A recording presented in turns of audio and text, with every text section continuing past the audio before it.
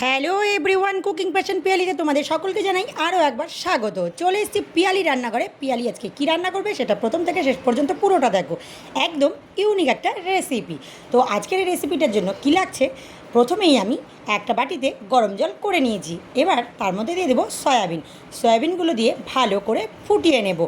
এবার আমার ফুটিয়ে নেওয়া হয়েও গেছে এবং ঠান্ডা জলে ধুয়ে নেওয়া হয়েও গেছে। এবার ভালো করে জলগুলো চিপে নিব, মানে একদম কটকটে করে চিপে নিব। সয়াবিনের জন্য একদম জল না থাকে সেটা লক্ষ্য রাখতে হবে, তা না হলে পরের স্টেপটা কিন্তু সম্পূর্ণভাবে তোমরা করতে পারবে না।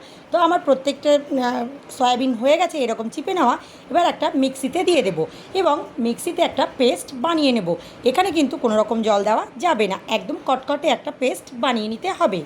অন্যদিকে আমি আগের দিন রাত্রিরে মটর ডাল ভিজিয়ে রেখে দিয়েছিলাম, আর সেটা ভালো করে ধুয়েও নিয়েছি এবং সেটা কতটা সুন্দরভাবে পরিপূর্ণ ভিজেছে সেটা তোমাদেরকে দেখিয়ে দিচ্ছি।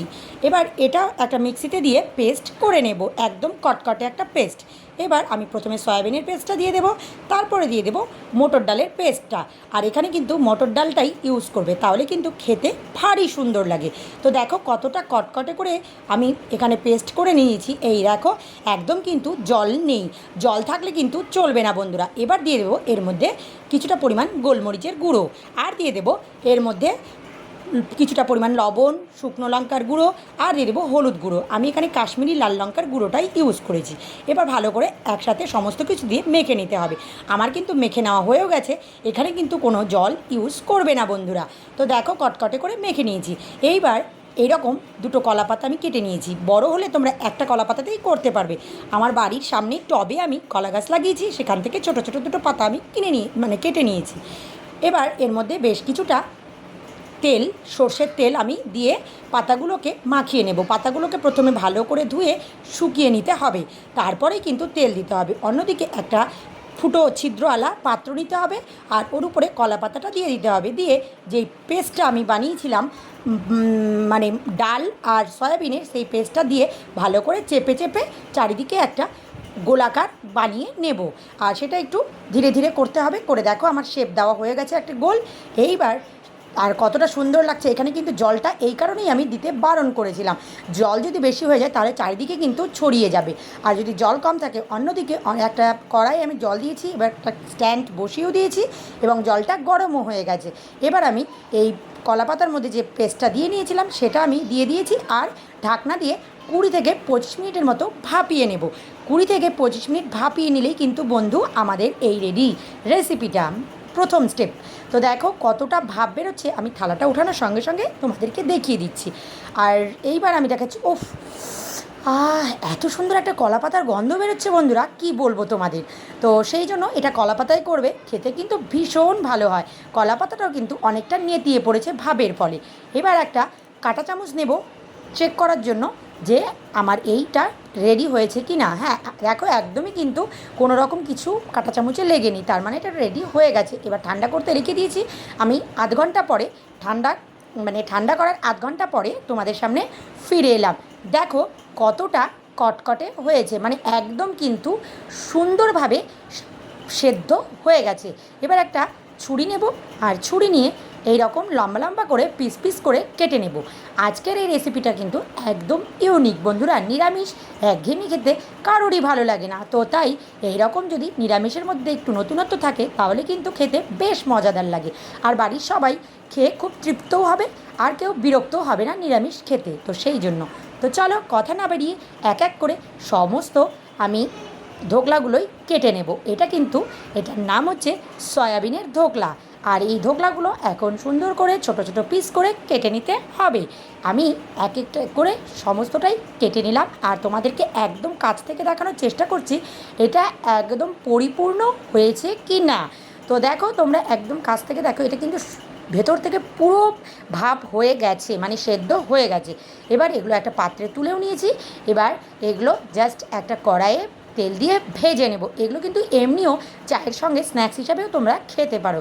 তো দেখো আমি কড়াইয়ে সাদা তেল দিয়েও দিয়েছি, তেলটা আমার গরমও হয়ে গেছে। এবার এক এক করে ধোকলাগুলো দিয়ে দেবো, দিয়ে ভেজে নেব। এটা কিন্তু সন্ধেবেলা চায়ের সঙ্গে খেতেও বেশ মজাদার লাগে, তোমরা চাইলে কিন্তু সেভাবেও খেতে পারো। তো চলো কথা না বাড়িয়ে এক এক করে সমস্ত ধোকলাগুলো আমরা ভেজে নেব। আর এই সময় কিন্তু আঁচটা মাঝারি রাখতে হবে, একদম লো রাখা যাবে না, আবার একদম হাইও রাখা যাবে না। তার কারণ যদি মাঝারি রাখা হয় তাহলে ভেতর থেকেও খুব সুন্দরভাবে ভাজা হবে এবং ক্রিস্পি হবে জিনিসটা খেতে। তো সেই জন্যই বলছি তাড়াহুড়োর কোনো ব্যাপার নেই, মিডিয়াম আঁচে রেখে এগুলো এখন আমি সবগুলোই ভেজে তুলে নেব। তো আমার এক এক করে সবগুলোই এখন ভেজে তুলে নিতে হবে। আর তোমাদেরকে দেখাচ্ছি জাস্ট, মনে হচ্ছে একদম গজা কিনা বন্ধুরা, তোমরা ঠিক করে বলো তো, যেটা মিষ্টির রসে গজাটা ডুবায় সেই রকম। তো দেখো, ও সত্যি এত সুন্দর খেতে লাগে সয়াবিনের এই ধোকলাগুলো। দেখো এক এক করে আমার সমস্তগুলোই ভেজে নেওয়া হয়ে গেছে। তোমরা কিন্তু এভাবেও সার্ভ করতে পারো, কিন্তু আমি আজকে এভাবে করছি না, আমি এটাকে এখন মানে অন্যভাবে একটু রান্না করার চেষ্টা করছি। তো দেখো এগুলো এখন এক সাইডে আমি রেখে দেবো। আর এত সুন্দর দেখতে লাগছে সেই জন্য তোমাদের একটু বারবার ঘুরিয়ে ফিরিয়ে দেখিয়ে নিচ্ছি। অন্যদিকে আমি আলু ঠিক এইভাবে চৌকো করে কেটে নিয়েছি।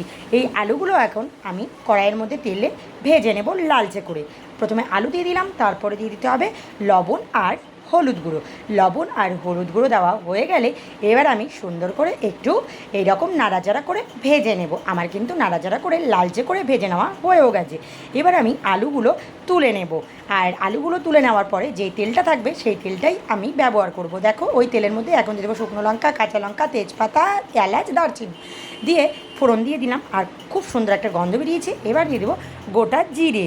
এবার গোটা জিরে হয়ে গেছে। এখানে এবার আমি যেই মশলাটা দিচ্ছি, আদা বাটা, লঙ্কা বাটা, টমেটো বাটা, জিরে বাটা, মানে সব কিছু পেস্ট একসঙ্গে করে নিয়ে ওর মধ্যে হলুদ আর লবণ দিয়ে একটা পেস্ট আমি আগে থেকেই বানিয়ে নিয়েছিলাম। সেই পেস্টটা এখন দিয়ে একদম সুন্দর করে ভেজে নেব যতক্ষণ না মশলা থেকে তেল ছাড়ছে। তো মশলা থেকে অনেকটা তেল ছেড়েও দিয়েছে। আর আমি একটু সামান্য পরিমাণ চিনি দিয়ে দিলাম। দেখো অনেকটা আরও কষে গেছে। এবার আলুগুলো আমি দিয়ে দেবো, যেই আলুগুলো আমি ভেজে তুলে নিয়েছিলাম। তো আমার ভেজে তুলে নেওয়া হয়েও গেছে। আর এখন এই আলুগুলো মশলার মধ্যে ছেড়ে দেবো, দিয়ে এখন আমি ভেজে নেব বেশ খানিকক্ষণের জন্য, একদম যতক্ষণ না মশলা আর আলু গায়ে গায়ে লেগে যাচ্ছে ততক্ষণ পর্যন্ত। তো দেখো মশলা আর আলু গায়ে গায়ে লেগে গেছে, আর তখনই বুঝে নিতে হবে এই পরিমাণ আমার কষানো একদম কমপ্লিট। এবার দিয়ে দেবো আমি জল। তো এখানে জল দিয়েছি, ফুটেও গেছে আমার কিছুটা। আর কিছুটা ফোটার পরেই এই ধোকলাগুলো দিয়ে মিনিট 10 একটু ফুটিয়ে নিতে হবে। বেশিক্ষণ কিন্তু ফোটাবে না, তাহলে কিন্তু ধোকলাগুলো ভেঙে যাওয়ার ভয় থাকে। তো সেই জন্যই দেখো আমার কিন্তু একদম 10 মিনিট ফোটানোর পর রেডি হয়ে গেছে। এবার আমি একটা পাত্রে এগুলো সুন্দর করে নামিয়ে নেব। আর দেখো নামিয়ে নিলাম, এত সুন্দর মানে দেখতে লাগছে কি বলবো বন্ধুরা। তোমরা চাইলে তোমরা কিন্তু, আমি আরেকটা জিনিস দিতে মানে দেখাতে ভুলে গেছি, আমি কিন্তু সবশেষে আমি এখানে একটু ঘি অ্যাড করেছি। তো নিরামিষ রান্নায় ঘিটা না দিলে ঠিকঠাক জমে না, তো তাই জন্য তোমরাও একটু ঘিটা দিয়ে দিও, সেটা দেখাতে ভুলে গেছি। আর কার কার কেমন লাগলো তোমরা অবশ্যই লাইক কমেন্ট শেয়ার করে জানাবে আজকের এই সয়াবিনের ধোকলাটা কেমন হয়েছে। আর একটা কথা বন্ধুরা, আমার চ্যানেলটা যারা এখনও সাবস্ক্রাইব করনি তারা প্লিজ ওই সুন্দর সুন্দর আঙুলগুলি দিয়ে সাবস্ক্রাইব করে আমার পাশে থেকো। আর যারা ফেসবুক পেজ থেকে দেখছো ফলো